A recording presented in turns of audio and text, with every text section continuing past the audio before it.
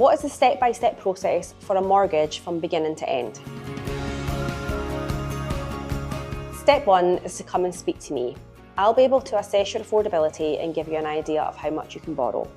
Step 2 is for me to run an approval in principle for yourself, which gives you the confidence that you can actually go out there and purchase, and then you'll know your figures that you're working from. Once you've been fully approved, step 3 is generally popping you in contact with the solicitor and making sure that you understand the full sort of process on that side of things.